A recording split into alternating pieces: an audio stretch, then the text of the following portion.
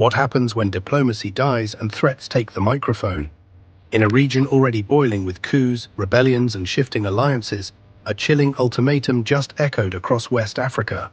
The new ECOWAS president, Julius Maada Bio, has allegedly issued a stark and dangerous warning to Sahel leaders.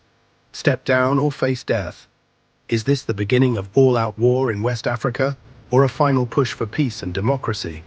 Before we dive into the unfolding chaos, make sure to subscribe to our channel for powerful, fact-driven documentaries that uncover the truths mainstream media often ignores.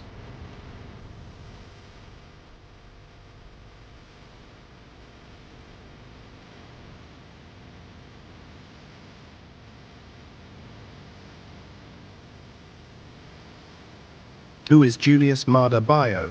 To understand this crisis, we need to know the man behind the threat, Julius Maada Bio. He's the president of Sierra Leone and was elected the new chairman of ECOWAS, the Economic Community of West African States, in July 2025.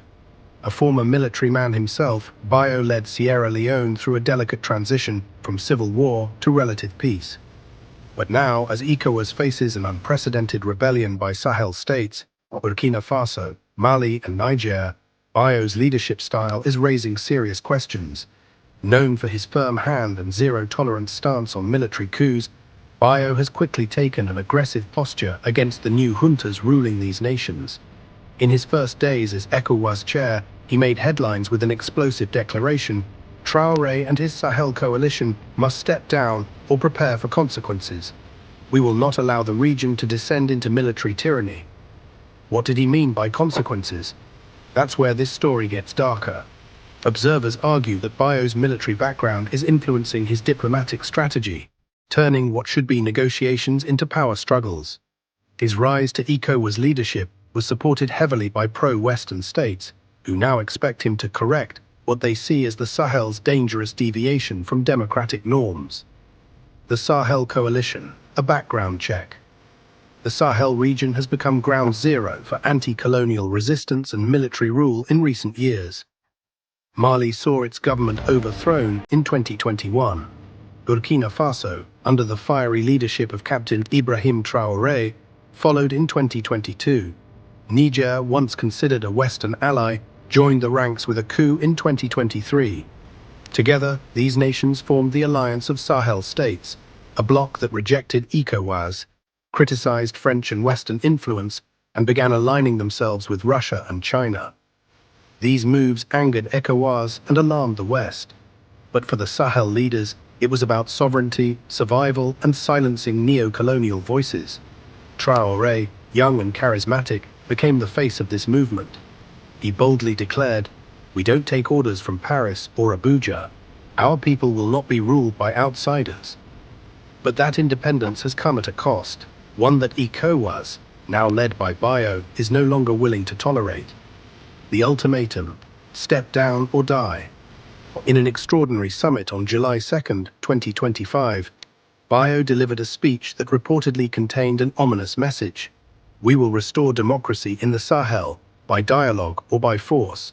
Leaders who cling to power through the barrel of a gun must understand they will be removed, dead or alive. International media scrambled to confirm the quote, while ECOWAS officials insisted the language was symbolic.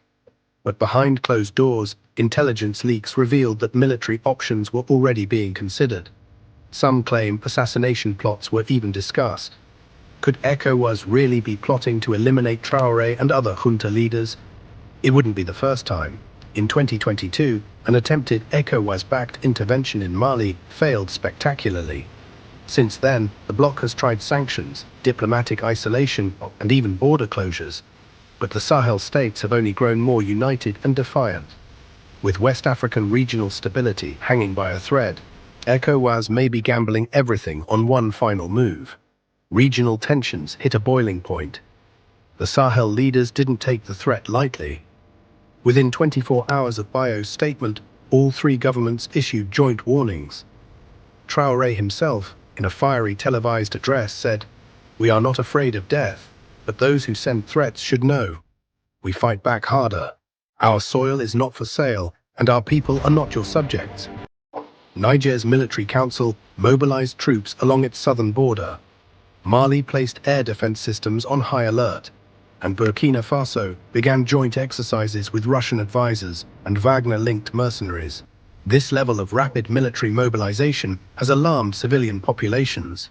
There are reports of thousands fleeing from conflict-prone areas, fearing clashes, sanctions, or even a foreign invasion. ECOWAS, in turn, moved peacekeeping units to strategic border points in Nigeria and Ghana, and air surveillance began over northern Burkina Faso. The tension is now palpable. One wrong move could ignite a regional war with devastating consequences. The foreign element, who's really pulling strings? Let's not forget, the Sahel isn't acting alone. Behind the military uniforms are global power games. Russia, through its African Corps, the rebranded Wagner Group, is embedded in Mali and Burkina Faso. China, too, has signed multi-billion-dollar infrastructure and security agreements with Niger. Meanwhile, the US has scaled back its operations, and France has been essentially kicked out of the region, its former colonies now looking eastward for support. With ECOWAS aligned with Western powers, and the Sahel leaning towards Moscow and Beijing, West Africa is being dragged into a new Cold War. This geopolitical chess match has made the region a battleground not just for ideologies, but for global control. Whoever wins this standoff will shape Africa's political landscape for generations. What's at stake? If ECOWAS follows through with threats of force, the outcome could be catastrophic. Millions of civilians would be caught in the crossfire. Refugee crises would spiral. Terrorist groups like ISIS in the Greater Sahara could exploit the chaos. Already the humanitarian situation is dire. Thousands are fleeing border regions. Food prices have skyrocketed. Internet blackouts and disinformation campaigns have begun on both sides. In cities like Ouagadougou, Niamey, and Bamako, fear is in the air. The streets are quieter, military vehicles are more visible, civilians are stockpiling essentials. War feels closer than ever, but for many the biggest loss would be hope. Hope for a peaceful, united West Africa. The dream that ECOWAS was built on is hanging by a thread. And Julius Maada Bio, the man chosen to protect it, may be the one unraveling it. The global response. The international community is now scrambling to prevent a war. The African Union has urged dialogue, offering to host emergency peace talks in Addis Ababa. The UN is deploying observers and calling for restraint. Even the US State Department issued a rare rebuke of Bio's dangerous rhetoric. But so far, no one's backing down.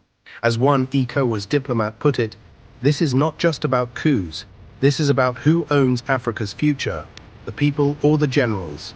Behind every headline, there are millions of lives, thousands of years of history, and one crucial question.